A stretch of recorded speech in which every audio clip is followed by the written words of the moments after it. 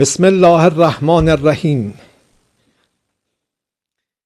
انا لله و انا الیه راجعون. ملت بزرگ ایران، روح بلند پیشوای ملت بزرگ ایران و پیشقراول امت اسلامی حضرت امام خامنه ای با نوشیدن شهد گوارای شهادت در ماه مبارک رمضان به ملکوت اعلی پیوست. شورای عالی امنیت ملی در این زمینه بیانیه‌ای به این شرح صادر کرده است. بسم الله الرحمن الرحیم.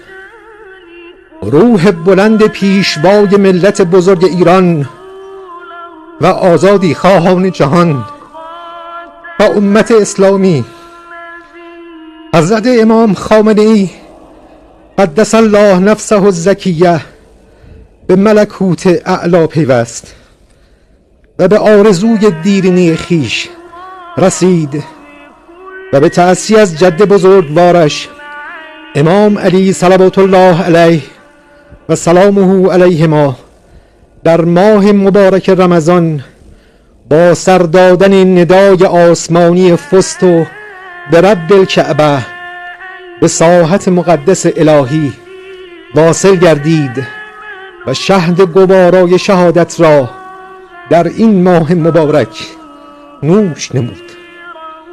امروز ملت نستوه ایران و امت اسلامی و آزادی خواهان جهان به جهت حملات شریرانه آمریکای جنایتکار و صهیونیست های نابکار داغدارند، اما دشمنان صفاک و دوزخیان ستمکار بین المللی بدانند بیدار دلان جهان راه خود را یافته اند و این شهادت ها هرچند برای ملت ما و ملل اسلامی گران باشد، اما آنان را مقاومتر و مصممتر می‌گرداند و بی تردید شهادت آن شخصیت عظیم الشأن آغازگر خیزشی عظیم در مبارزه با ستمگران عالم خواهد بود.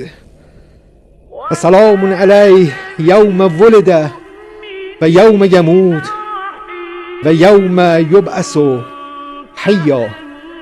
شورای عالی امنیت ملی.